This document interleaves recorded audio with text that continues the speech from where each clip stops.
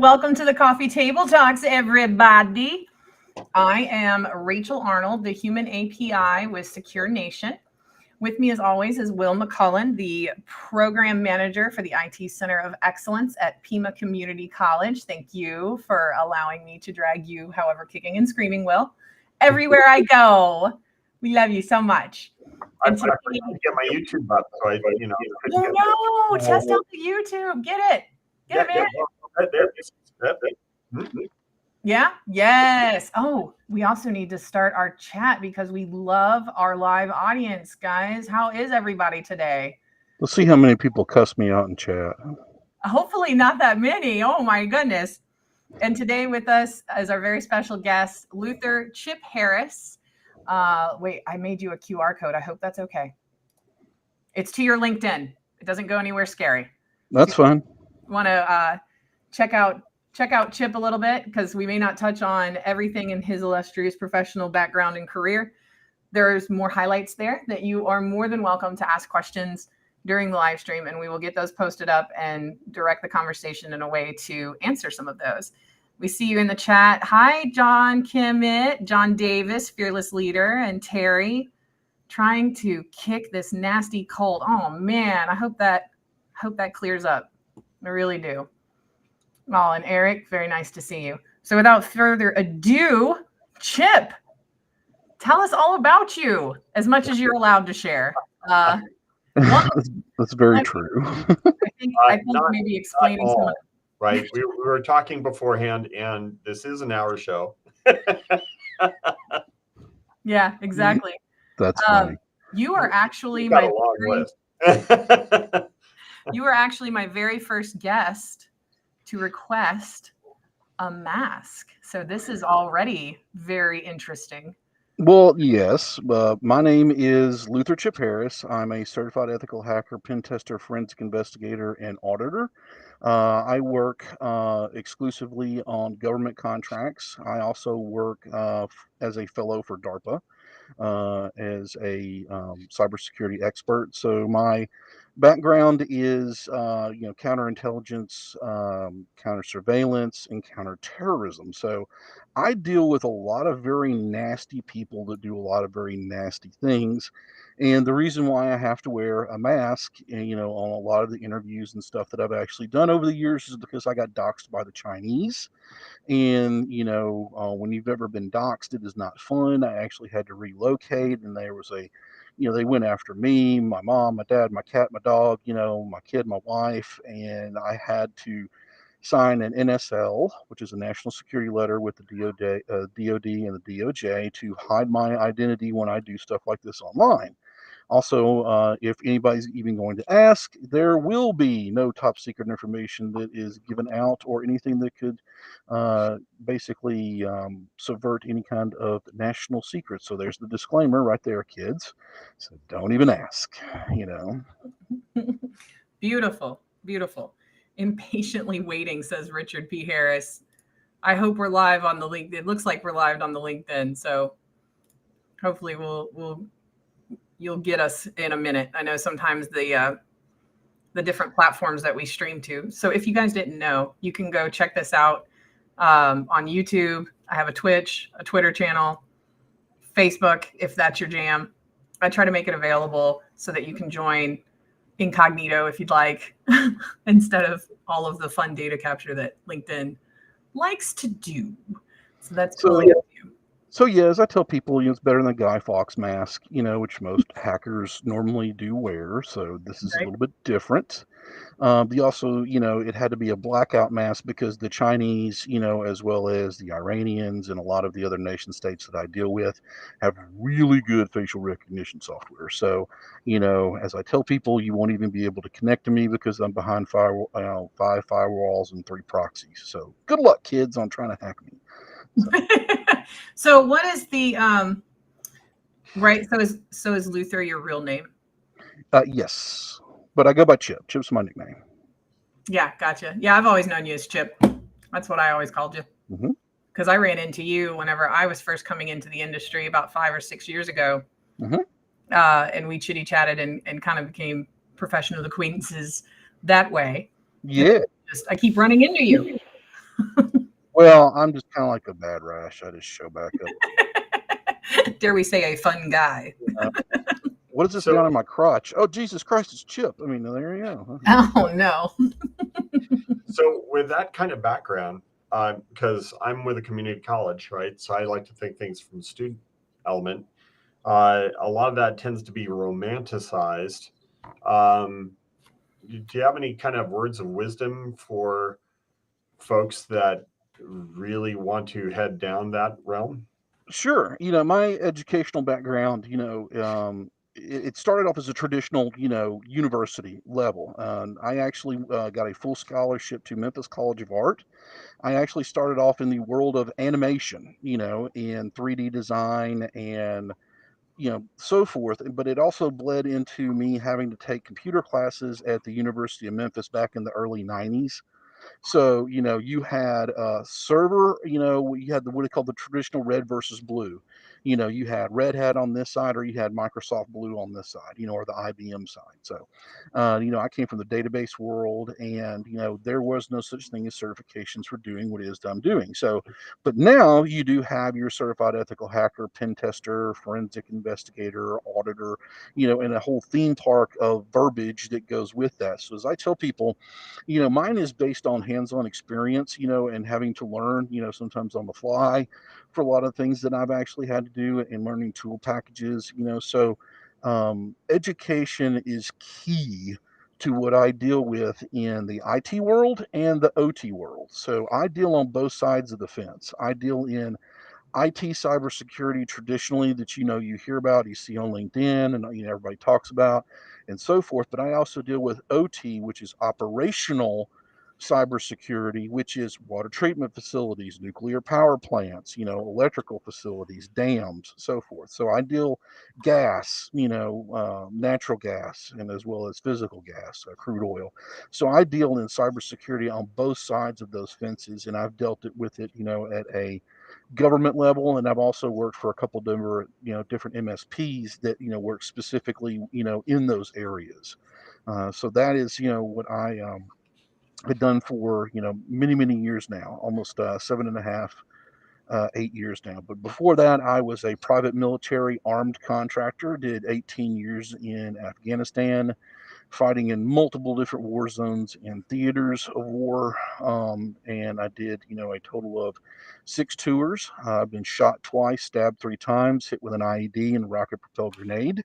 And I decided, after I got out of the hospital that, fighting the war, over for me. Time to go do something a little bit more safer, and came back to the United States, and actually had to finish out my contract. And I worked with the DEA, investigating the CLO and the war as drug cartels in Mexico for 2 years. So I came back and finished that, and then built my server room here at home, and I've been remote ever since. So yeah, well, that's kind of the professional aspect of that. But how about from just living a life standpoint? Because I mean, if you've been doxxed and that kind of thing, that can't be a pleasant experience. So Oh, I would not recommend it for anybody. maybe not quite as glitzy and mystique of wonderfulness that it might be. What's real world in those Well, I areas? get paid to be paranoid. I really do. And people, don't believe me when I say that, but there is a high level of paranoia for what it is that I, deal with, especially because I do have a family, and I don't want to put them in harm's way because of what it is that I do. Because the people I deal with, their resume looks like a demon's resume. These people are not very nice. They are everything from child pornographers to drug traffickers to gun runners to smugglers to nation states and so forth, and the government goes to very, great extents to protect me and my identity, as well as you can see right here by the mask, and as well as my digital lifestyle and the work that I actually do. So, I take uh, lots of precaution, when I'm even in a social setting, when people even ask me, they go, "So what do you do for a living?" Well, I tell them I work in cybersecurity, and I pretty much cut it off at that. I don't try to embellish or tell people what it is I specifically do because I don't want them to know. because people look at you very differently when you say, "Oh, I'm a professional hacker," and I deal with nation states, and I also hack into water treatment facilities. I mean, they really kind of get, whoa, hello, hands off kind of, thing. So I really kind of have to watch what I do and I say around, people in a social setting. And there is, people say, well, there's a certain kind of glamour that goes with it. Well, if glamour is waking up, at 2 and working till 4 in the morning because you're trying to hack an RSA router and switch, that's being, compromised by the Chinese or the PLA, or being trying to be compromised by the Iranian, cybersecurity army, it wears on you really quick. So there's a lot of coffee, a lot of nicotine, that's involved, a lot of, I didn't tri- understand that. trial and error, and failure that comes with that. And there's a lot of mistakes that can be, made and be made, and things that can be made and done that can not only hurt you, but it can also hurt the physical world. I didn't understand that. Didn't understand what, goddammit. Stuff. So it's not quite as glitzy and romantic as one would think. No, it is not. I mean, especially if you have, you just celebrate. Let me give you an example here. I was celebrating my daughter's birthday. I'm not going to tell you how old she was, but I literally had a Suburban pull up of U.S. Marshals and said, "Get the fuck in." And I'm like, "Why?" They're like, "We can't tell you, but there's an envelope that you have to open on the way." And then, I was gone for 4 months and I couldn't tell my wife where I was going. Let that conversation set in for a second, because imagine you literally have to drop everything that you're doing and walk away. I mean, that's hard for people to understand for what it is that I do and have done, but that's the situation that you're put in. So it puts a strain on, your family life, and it puts a, very big strain on you mentally, physically, and we have horrible, horrible lifestyle, in the IT world. Most of us, are dealing with, the mental strain and the stuff that comes with it, from the stuff that we see and that we do, and the secrets we have to carry and can't talk about, around the water cooler and people. So our mental health is down the fucking toilet. Then on top of that, though, too, is we eat high cholesterol, high fat diets. We drink volumes of caffeine and chocolate, and we have horrible sleeping habits, and we don't exercise. I am still waiting for either the CDC, NIH, or the American, Heart Association to do a study just on the health of cybersecurity people, but just in our, because we age so quick, doing what it is that we're doing. It is true. Yeah, you mentioned something earlier about being paranoid. I was like, this is the audience that understands your paranoia, Chip. Yeah. Yeah, they're like going, "Oh, so do you have like, an automation in your house?" I'm like, "Dude, I will never have Alexa or Siri anywhere near me." I have my room set up as a Faraday cage. I mean, like, you're not getting in. Right. But the really other aspect of that this is helping to communicate is the sacrifice that goes along with it too. It's huge, and you've got to understand that's part of the job. That goes with the clearance level that I have, and it goes drive, right? Yeah, I mean, it's, it, and you literally don't. No one prepares you for it. That's why I always try to tell people. And you don't know what you're going to do. You don't know what you're going to see. You don't know what you're going to walk into. It's completely situational, and it, wears on you, a lot, And since I've been wounded and had the crap kicked out of me more than once, and had my teeth kicked in, I can't, stay up till 4 in the morning 3 days in a row, or stay up 96 hours working on an event. I mean, those days for me are long since gone. I'm getting old. Yeah, it's like, there's, the hair is getting thinner and grayer, and a lot of the younger people can do a lot of that stuff, and that's great. But where I am in my red team, I'm the manager. I manage 5 red teamers, and I work exclusively with the blue team and the C level and the SOC, working on issues that, that are in my government contracts and some of the private, work that I actually do for, different companies. So I'm kind of more of a senior level guy versus, where I used to be it as a lower junior level kind of person, kind of cutting my teeth, kind of getting in the industry, kind of, learning the do's and don'ts of what you can and can't do. So what was cutting your teeth like? What did that look like? So my professional, government side, cybersecurity career started after September 11th. It started about 2 weeks after that. I was sent for like 6 months of training, to be an armed military contractor because I was loaded down. And, I spent the biggest part of my career overseas working with the 501st Air Cav out of Fort Campbell, Kentucky, Night Stalkers unit. So I became a day sleeper. I had to learn how to sleep during the day because all of our operations happened at night.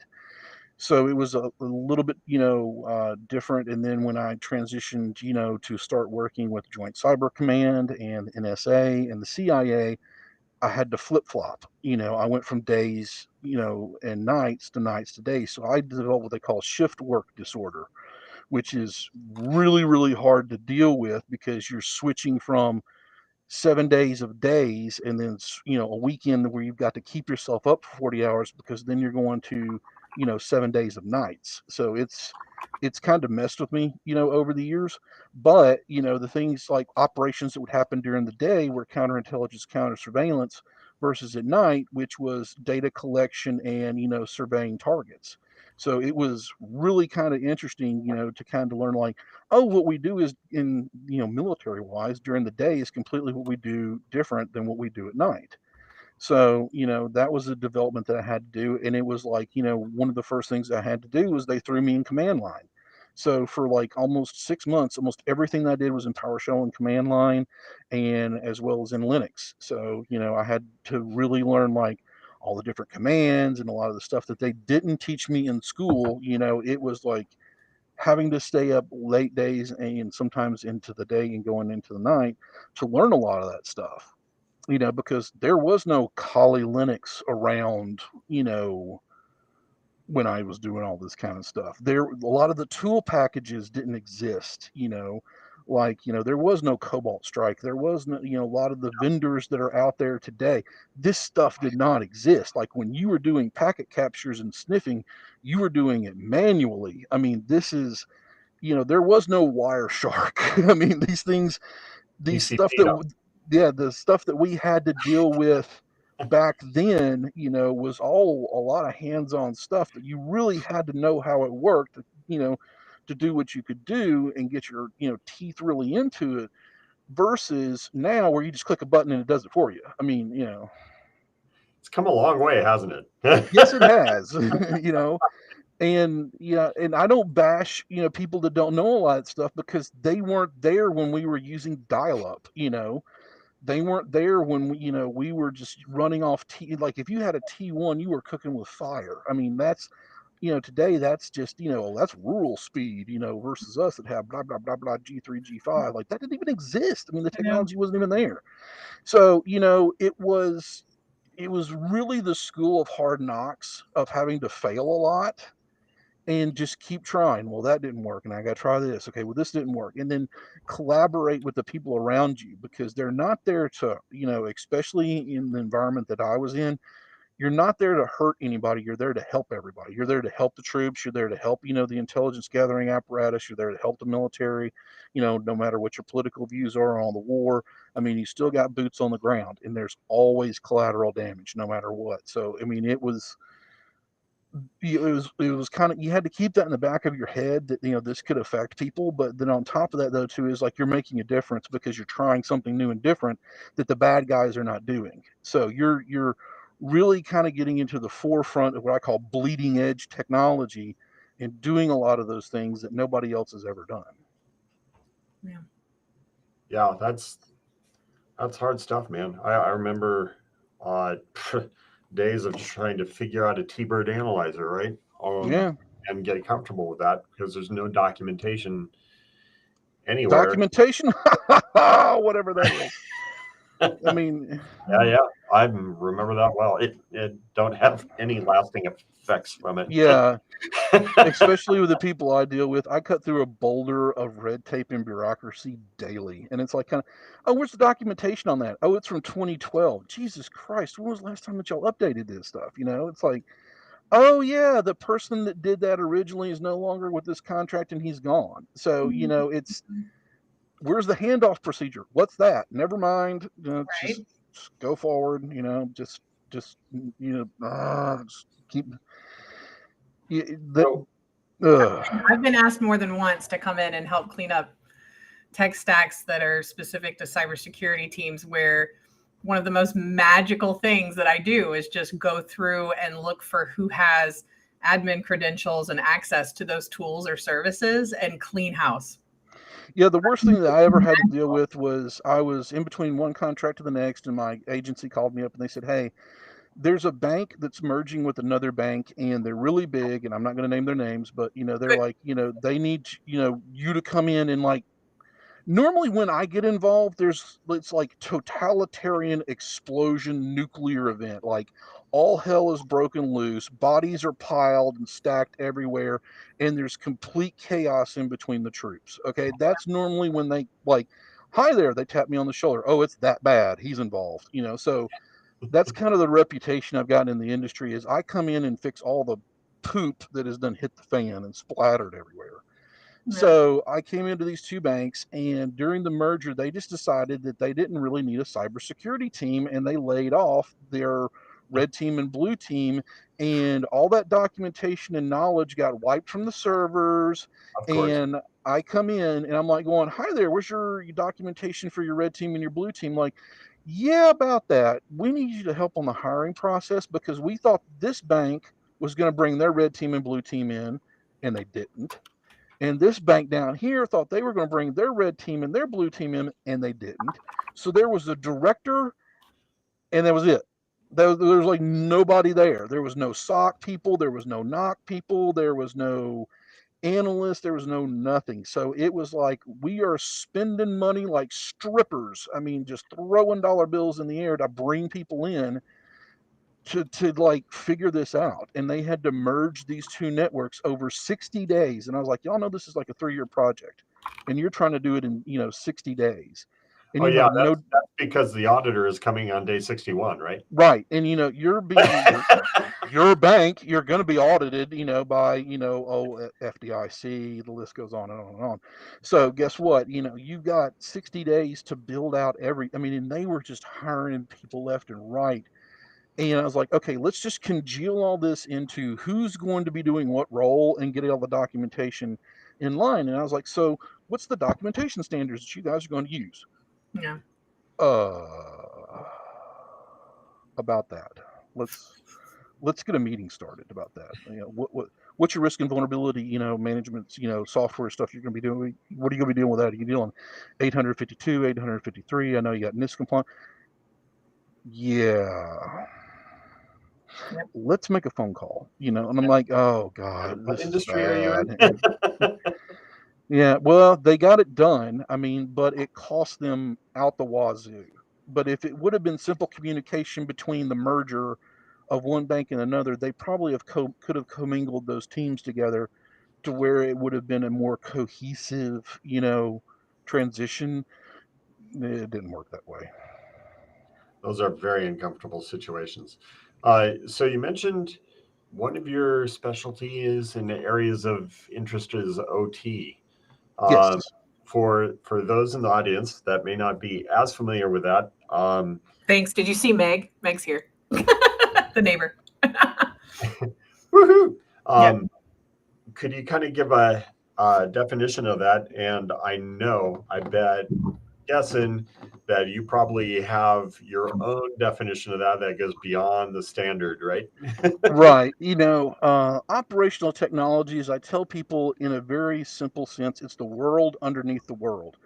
When you flip a light switch, you don't think about where the power comes from. It just magically turns on the lights, right? but people don't think that that switch goes back to your breaker box, that goes back to a pole, that goes back to a generation, that goes to a sub pole, that goes to a regulator, that goes to a high transformed power line, that goes to a generation or cogeneration of power. So with that being said, that's a very, big thing, that people don't realize is that OT is the world underneath the world. It's your gas, it's your lights, it's your water, it's everything that's in your house and in your community. But people don't think about where it really comes from. Like, I turn on the tap, the water magically appears. Ta-da! But they don't think about there's a water treatment facility that's taking bad water and then turning it into good water. Does that make sense? Yeah. Same Yeah. thing. I think about it. I worked with a good friend of mine that actually John Kimmett, who's hanging out in the chat today, introduced me to, and he was the CISO at the at a dam. We had so many dam jokes. It was fantastic. But yeah, I learned a lot about OT security and stuff just hanging out with them, and it was cool. It was great. I love learning new stuff though. That's just me. I'm curious forever. So sorry, go ahead. So but that's a lot of almost 99% of what I deal with under the current contract and the current company I work with is we are building out a huge cybersecurity OT program for the state of New York and New Jersey. And that is everything: trains, planes, automobiles, you name it, Statue of Liberty, including World Trade Center. So, that is what I am currently doing now, and it's all related to OT. And that's why they brought me in, was like, we want to build this program and we want to build it right. So they brought me in as their senior cybersecurity expert to work with them to build out a system of OT management, OT, alerting and stuff that I kind of do now. So that's great.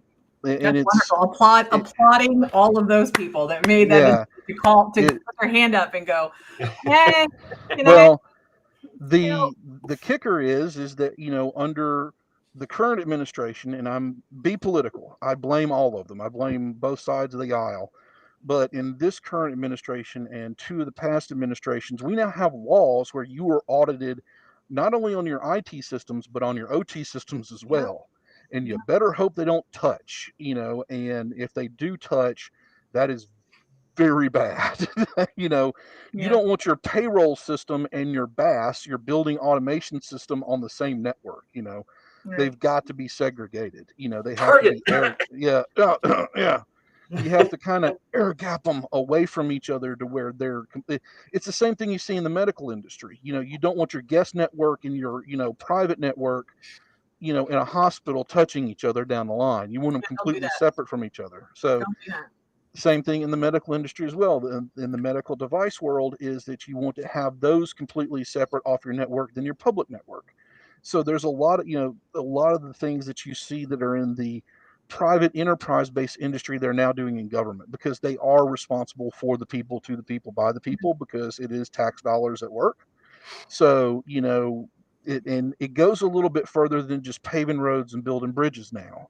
I mean, it goes into all aspects of, regulation within the government. I actually testified in a closed session of Congress this year, in Washington, D.C., just to talk about the policies that we are doing and not doing at this time. So it's all kinds of fun, as I tell people, because we are really, really about 30 years behind on our infrastructure.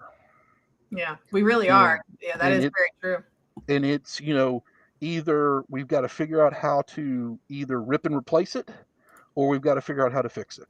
And in our industry right now, in the OT world, we don't have enough people, to fill that gap. We have a lot of people that are leaving the industry either through retirement, or they're leaving, because, their time is up. They've spent 20, 30 years working for the power company and they're leaving and whatnot.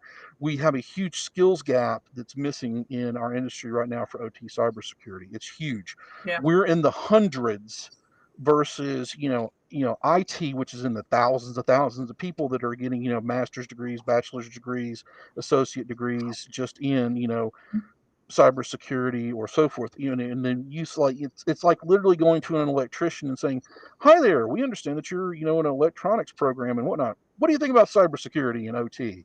They know nothing about it. They don't even know it exists. And there's not a lot of programs that are out there that teach OT cybersecurity because there's such a disconnect between the real world and sometimes education. So right. Well, I think Jeremy Swinson had a question for you, Chip. Wonder if Chip has thoughts on the NIST CSF updates adding the govern function to existing identity protect, detect, response, and recover. Yes, it's basically the same CIA triad, that we're looking at as we look in the industry. Confidentiality, integrity, accessibility is the CIA triad that you have in the data world. Same thing that you're looking in the governance, of dealing with in the OT world. Is because a lot of this stuff, didn't have cybersecurity baked into it 30 years ago. Right. IT changes very rapidly, very rapidly. Moore's law is just out of the window now. Every 4 or 6 months, there's new technology, new things are being done, new applications. The buzzword of AI, woohoo, I said it, so there you go, is out there versus, OT, which is a very Doric based system that changes every 15, 20 years, you know, and SCADA-based controllers and a lot of those things are just meant to last. But guess what? They will eventually become EOL, the end of life, and you've got to replace them. And we are now coming about the turn of that time to where, our industry is really hurting for OT cybersecurity because as I tell people, there's a lot of people that want to do us harm, and those systems are really easy to get into. Yeah. And, when you want to really affect people, turn the water off for about a week, or turn off the power. What's the first thing that happens in a national disaster? What do? They bring in the electrical companies to do what? Get power back on, right? Yeah, right away. Especially here in South Louisiana, and I know for you too, Will, there in Arizona, there's quite a collection of the community that relies very deeply on the fact that their lights come on, mostly that the air conditioning is functioning. That's right. You have a power blackout that goes for 3 to 4 days. I mean, you got people that are dying, whatnot. Yeah. I mean, you can always warm up, but you can never cool enough down. That's always the rule in power, is that, getting heat to people they can always bundle up. Don't get me wrong, but you can never cool people off fast enough. That's just a given. I mean, they will run that AC at 60 degrees year round if they could. Oh, we do. It's a meat locker. Just Yeah. ask my folks. I mean, Every if time you're they come over, they're like, "This is horrible." Yeah, if you're in the dirty South, I mean, you're running your air conditioner 8 months out of the year. I mean, that's just a given. Mhm. It's just the nature. It's the nature of the beast of what we live in, based on the climate and the places that we choose to locate and habitat. Right. Same thing. If you live in the mountainous regions, heat is very. Natural gas is a given. Like, you have to have natural gas. If not, you're going to freeze to death. Your pipes are going to explode. It's going to cause impact and death and dismemberment, whatever it may be. So, these things are things that we don't think about until it turns into a knee-jerk reaction. Right. Right. I like it. Rob So, Fox from YouTube says AC set to morgue. Yeah. About right. It is right here. I mean, so what's the solution, right? We're coming in. You accurately described how folks are not paying attention to it like they should. Yeah. That the challenge is creeping up on us and is already here in a great degree, but is creeping up in greater awareness because stuff will eventually affect people directly, right? For the well, reaction. I deal with a lot of the politics of some of these issues, so I'm going to kind of give you an overview, okay? It starts at the local level and then eventually kind of fails up to the higher level of government that's at a national level. That's the easiest way I can put it, in between state, and Congress, so forth. So, like, for example, Flint, Michigan, very good example. It was a self-inflicted gunshot wound. The government decided to switch over the water supply that was already working, and it failed, and ta-da.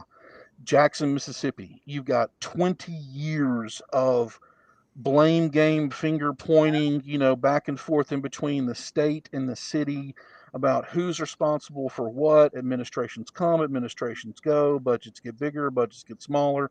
And now they're at the point to where there's absolutely no drinking water that is even fallible to even drink in that greater metro area. I mean, you can't drink the water. I mean, they literally tell you, do not drink the water. It will kill you. It has lead in it. It has heavy metals in it. I mean, you can bathe in it all you want. So if you want to bathe in the cesspool, just have right at it, take a shower in it all you want, but don't drink it. And what do you have to have, especially if you have elderly or children that are involved, or even, people, newborns?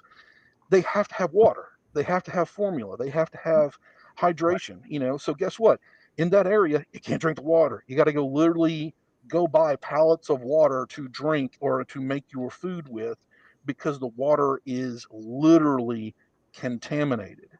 So Right. now you've got a state and a legislature and a city that are fighting over funds, and the role and the responsibility of who's going to do what, when, and where, because they literally have to replace all the piping in a metro area and then build a new water treatment facility that will cost $2 trillion, not $1 trillion, $2 trillion for that entire metro area.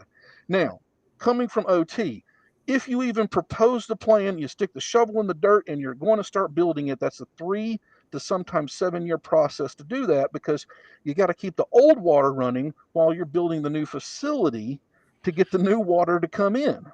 Right. And you've got state and federal contracts that have to be done, all the stuff, the red tape that comes with that, and the bureaucracy, because government runs slow. Very slow, and they want a paper trail of everything that's ever done. So don't get in a rush. I mean, they're going to have to keep the old facility up while they're building the new one in, which is going to take between 5 to 7 years. 3 years if they can get all the red tape cut through and all the permits done. Right. Oh yeah, and you got to have land to be able to do that. Plus, you have to have new piping, and you got to have new fire hydrants. Right. Then you have to have new meters that are put out, and then let's just throw that off to a third-party vendor like they did that can't even get the water bills figured out. So they have a third-party vendor in that state that is dealing with the billing of people's water bills, to where they get a water bill one month that's $200, and then they get another one that's $2,100. Right. So Right. where's So the disconnect here, kids? that's the problem that's coming around. But from a cyber perspective, in trying to, you mentioned needing another generation to come up to help fill these spots, but then a whole area that is not paying attention to the need. How do we crack this nut? Well, first off, it starts with education. Is that we've got to educate the people and get the people that want to do those jobs, because it's traditionally a blue collar job with a white collar paycheck, as I tell people. You've got to get your hands into it. You've got to understand, what OT is and how SCADA works and how all these different systems that you want to, get yourself involved in. And a lot of them are vendor owned and controlled solely. So, you will have to get probably Siemens training. You'll probably have to get training by, a couple other different vendors that are out there, because a lot of those are proprietary based systems that have been baked into those networks. And the other thing, though, too, is that, from a government standard, all of that has to be put online. So it all has to be monitored. It all has to have two-factor authentication. It all has to be, guaranteed uptime of 5 nines, for availability of data. So there's a lot of the IT aspects that are there that are now kind of feeding in slowly into OT that are going to be there. So there's a lot of money to be made, and there's a lot of possibilities and options that are out there for you if you want to transition into that. Joe makes a great comment. Until the policymakers understand the technical issues, there's no chance to improve the cybersecurity of control systems. It's hard though, man. Joe, they gloss over. Yeah, it's not an easy road, because we don't make it easy, because there's there's never, us old timers that have been doing this, we have cut that kind of trail for these people to start to follow into. But the thing though too is it's overgrown over the years. That's been the big problem. Is that we've got a lot of people that really don't even know that there's even an OT career out there as a career path. Like, Yeah. wow, I could go work for the state or the federal government or a private, power company in cybersecurity, because they have to have the same controls and monitors and regulations, if not more, than you see in the private industry. Right. So, it goes back and forth in between, and it's basically a rope that, like you're playing tug of war in between that, but the thing is, there's a lot of possibility on both sides to where it's like, hey, I've got an IT background, but I want to know about OT. So I need to start learning some of those things over there. Or I'm an OT guy that's old school, or I'm an OT guy that's kind of new. And guess what? They're taking and pulling some of the stuff that's over here from, the cybersecurity world into my world. So there's a lot of education and learning and stuff that could be out there, and there's a lot of possibilities for great long-term career paths, to where we do not outsource this stuff to India, by the way. I mean, there's no outsourcing in OT. I mean, that just does not exist. Maybe a little bit on the development side for code, but we now have ChatGPT for that. Right. Well, just thinking about that, the thoughts that are running through my mind, when you look at traditional IT, right, you've had elements of education that could do it a whole lot better, but then you also have certs, because those are heavily backed by the different vendors, companies, and all that kind of stuff, because there's a whole lot of support for wanting to get IT going better, because, well, hey, what you need are more and more features, more and more possibilities, because oh yeah, we'll throw more monies and tools and more whiz that generates revenue, right? But OT doesn't have that same sexiness factor. And then as a result, how do we get the resources into areas like education? From what I'm hearing, it sounds like because of the specificity of the different vendors, that we need vendors to help get examples, equipment, things to work on, things to focus on, to be able to turn that into education, right? That is correct, and I will stand behind that as a very true statement, because you have some city, states, and municipalities that have given it all over to those companies. Like, all they do is just cut them a check and just like keep the power on. You know what I'm saying? Keep the water running.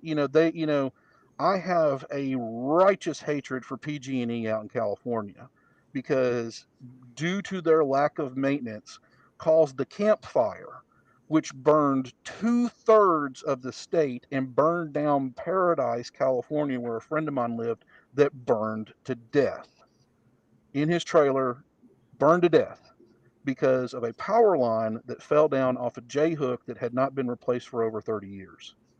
Oh. I mean, that's hardcore, but it's true. I mean, it's a very sad thing that, we also are seeing this now, and it's still under investigation in Hawaii. They had a huge, gigantic straight line wind that came in onto the island, broke some, power lines, and they fell down and sparked a fire, which possibly could have killed all these people in Hawaii. There's a lot of, and also in natural disasters. FEMA is running out of money. And we're really keeping our fingers crossed in the government that there's not going to be any more hurricanes or anything that hits this, because we are still waiting on the government to release funds, through Congress and through the House of Representatives and through bills and laws, to hopefully fund these, federal entities that help us during these times of need. Right. And guess what? We need people to help fill in that gap for those times of need. And we need people to be able to go into, like going, man, I want to know about OT and OT cybersecurity and how OT works and how these wonderful things work within water treatment, power, anything that works within that. And nuclear. I mean, most people don't realize that nuclear is other. We have 53 nuclear reactors in the continental United States, people. Guess what? They need help. Lots of it. So You don't have to be a nuclear engineer, to work at that facility, Right. So how do you get into that path? Well, it's just depending on the career path, depending on where you're looking at, to point your skill set. And the problem is that we don't have a lot of places in the United States that has a traditional, turn the screwdriver, and this is, like this is how you breadboard and this is how a PLC works. A lot of that training, comes from traditional vocational education, which we over the past 30 years have cut out of our curriculum. Except for Will. I'm not saying everybody. I agree 100%. Get it back. Right? I mean, vocational education, we have cut out like body and fender. Look, not everybody's going to be a damn lawyer. Not everybody is going to want to work in a cubicle for the rest of their life. There are people that will want to do small engine repair, carpentry, plumbing. Hell, I paid my plumber $500 to replace my sink. Now, I could have done some of it, but I couldn't have done all of it. But guess what? That's where he stepped in because I don't know how to hook a disposal unit up. I'm sorry, man. So if anybody wants to check out the QR code I just popped up here in a timely manner, it will lead you to the PIMA cybersecurity program that Will is very much a part of.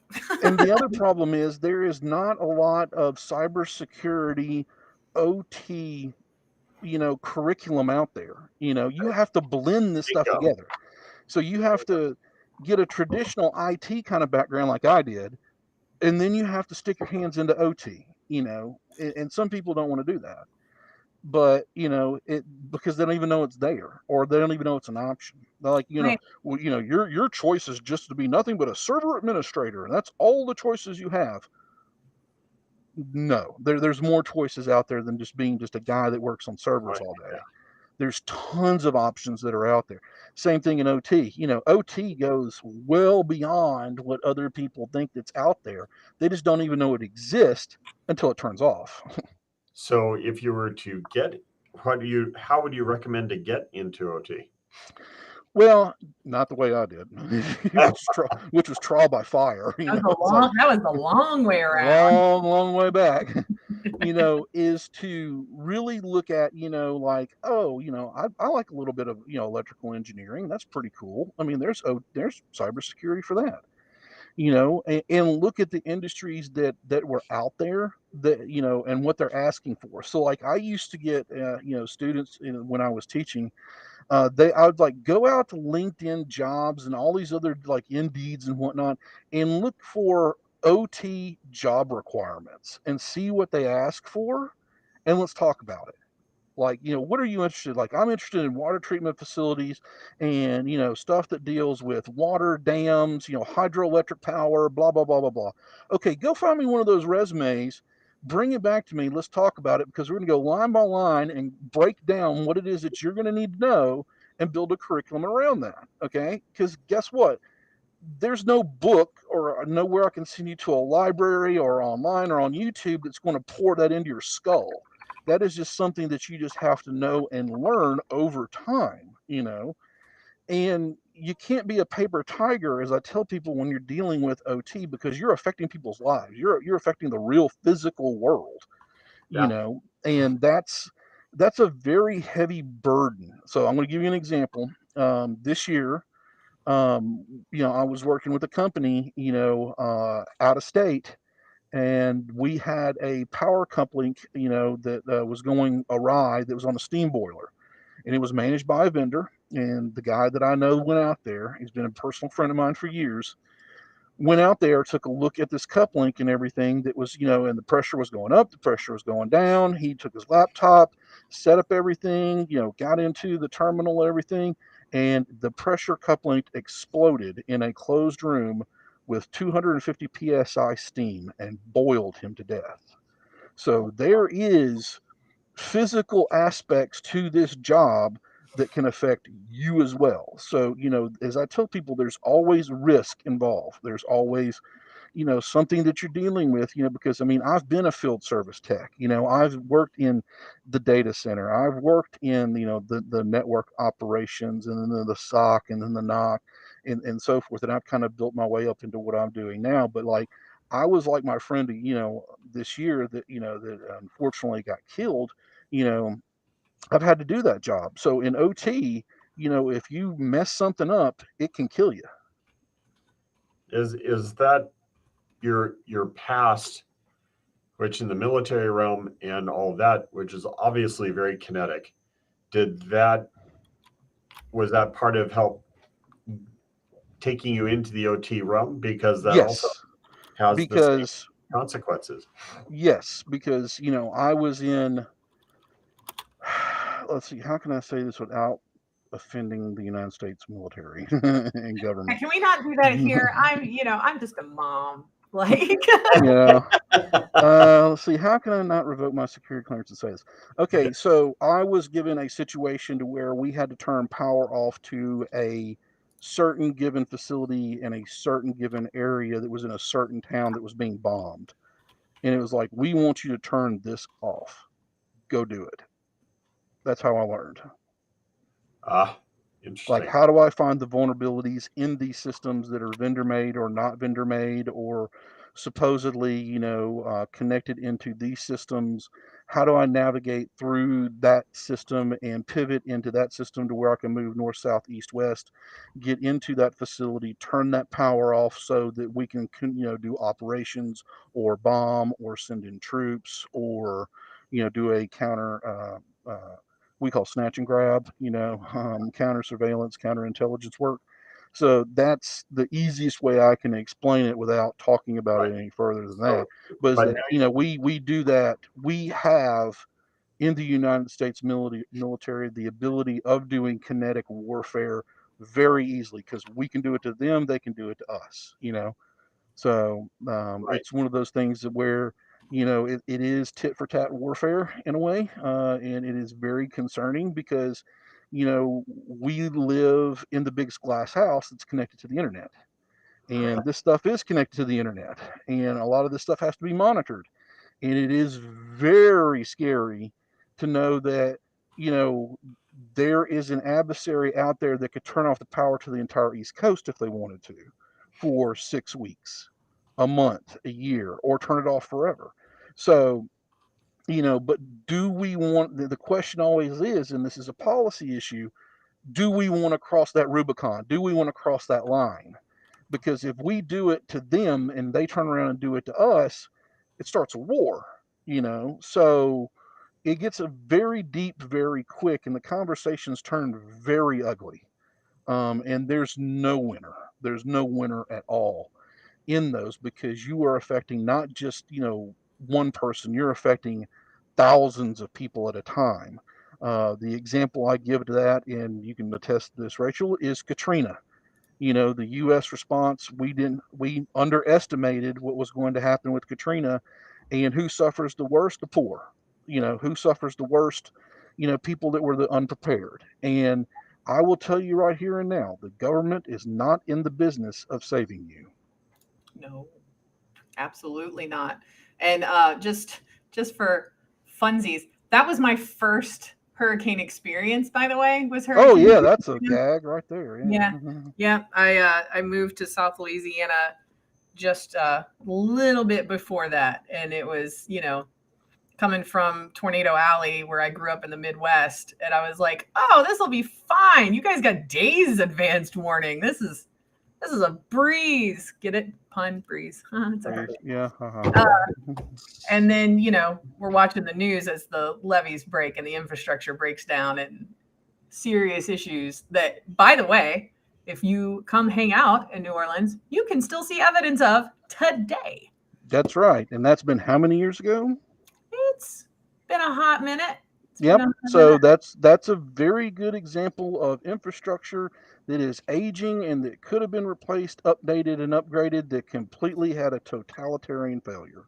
Oh, did it ever? There are people, families that were displaced from that can never make it back home ever I again. was sent down to Biloxi, Mississippi, and I'll never forget it. There was one of the casinos that was there, and there was a barge, a physical barge that had basically gone through the entire building. And I'll never forget it for the rest of my life. I was standing on the beach where literally from the cemeteries, all of the headstones had gone out into the ocean and washed back. And I was like, it was like a cemetery on the beach. They were just everywhere, nothing Yep. but headstones and caskets, and body parts and stuff. But I was down there to do help with some different things that were, OT wise. And I mean, it was just like, I mean, there was just swaths of neighborhoods that were just obliterated. So if you know where the railroad tracks are, in Biloxi, you have to go over these railroad tracks to get you down to the coastal area. Basically, everything south of the railroad tracks was just gone, just Yeah. decimated. I mean, Yeah. it was unreal. Yeah. It is insane, definitely.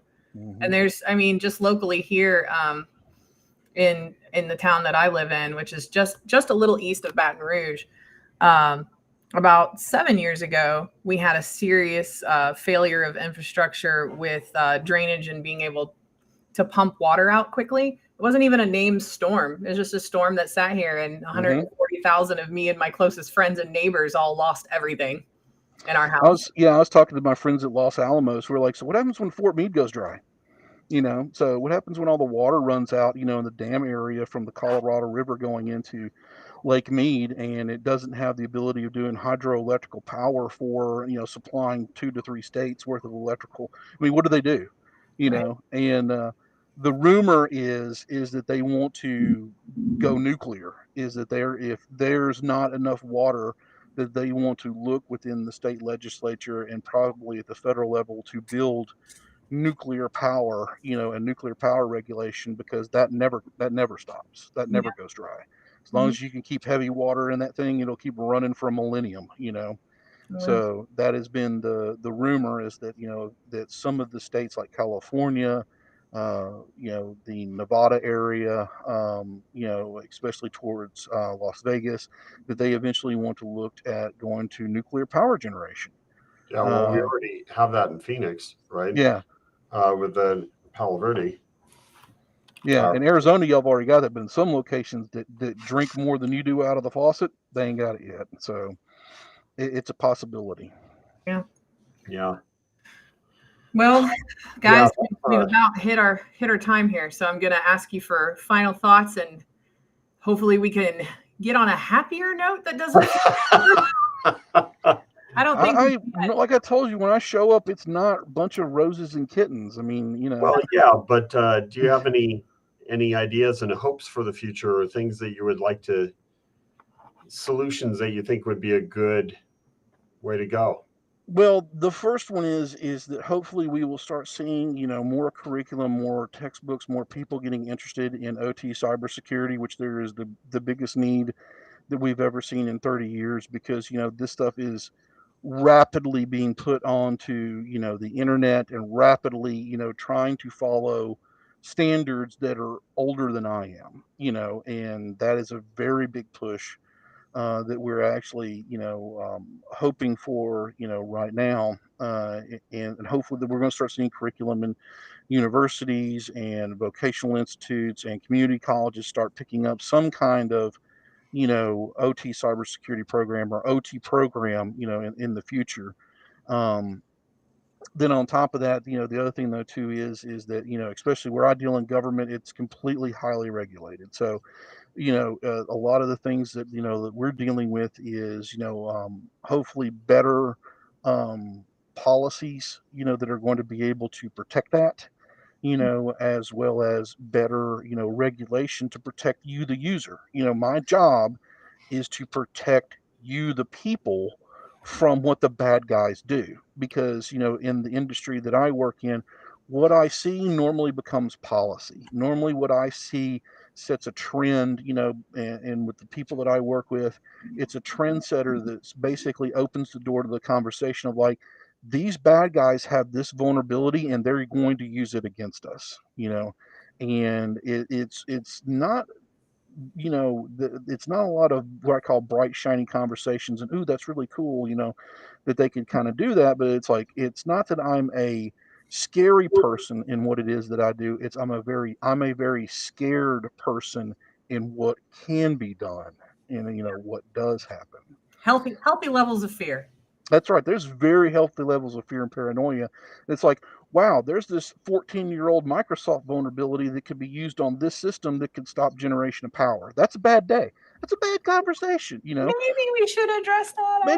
Maybe we should talk about that during our next patch management policy on getting that fixed. So some, rogue nation decides, let's just go turn their power off. That would be kind of a good thing that we would stop all that, don't you think? At a state and federal level.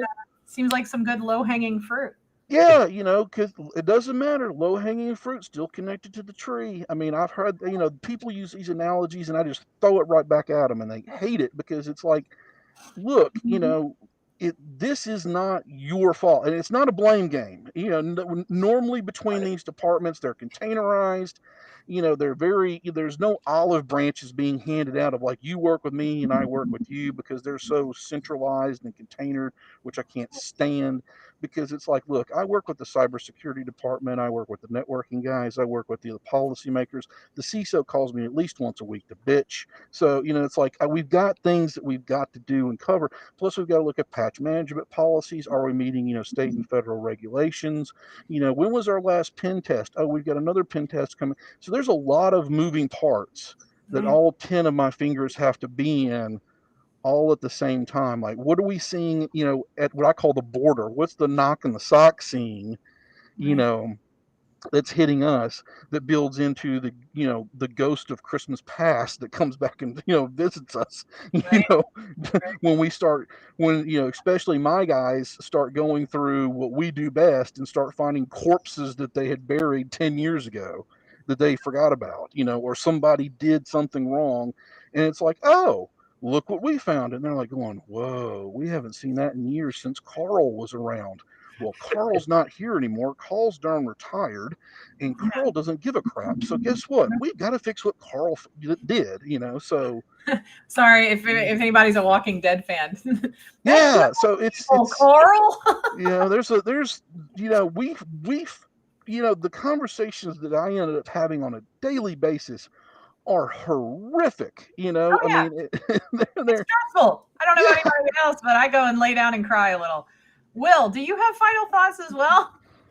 Well, pleasure, Chip, and really appreciate this. And I hope that in the near future I can be calling you up and seeing about helping to try and make connections with some of these companies and stuff, because it's an obvious problem that needs to be solved.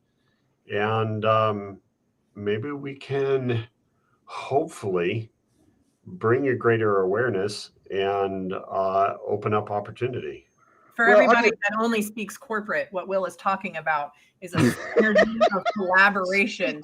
Corporate. We're going to create synergy. Oh, no, you used that word. Oh, no. I'm in enough of those damn meetings. Can I leave, and can this be covered by an email, please? No, can you just hang on? I just have a couple of spreadsheets I want to go through in a PowerPoint presentation. Oh, Jesus Christ. Why don't you just douse me in fire ants and set me on fire? I'd much rather be happier than that. Than, it's like another PowerPoint. I mean, like, it's the same thing, with dealing with vendors. I'm like, come on, let's just get to the meat and the potatoes. Let's just tell me what you do, and if you can do it for me and do it right, Yeah. I hate those meetings. I guess, like, why did I get dragged into this? Well, my final thoughts are thank you. Let me rephrase it then. Someday we can pick back and then figure out how to get the chuckleheads to, pull together, and we can get something going. Yeah. How about that? I like it. Also known as synergy. So my final thoughts are thank you so much to our fabulous folks that hang out in the chat. We love you guys. I'm gonna dub you coffeeholics. I might have to get stickers made up and stick them to you whenever we're at GERCON in, oh my gosh, Will, 3 weeks. We're gonna be at GERCON, live from GERCON. We'll be so fun. It's going to be fantastic. In theory, I will be at GurCon. Okay. It's depending if they can get me up there. You know, I mean, there's checkbook people that have to apply that, but it's like I'll come. You just got to get me there and throw me in a hotel room. So Well, there's. If anybody was wondering, I just saw my friend Chris Payne shared him and his group are the ones that put on the conference, shared via LinkedIn and other social media channels that it is officially sold out. Hey. We're going to be hanging out with 2,000 to 3,000 of our closest buddies in cybersecurity. And yeah, and if I come up there, I'll definitely be wearing the mask. So I'll be hidden. Oh, good.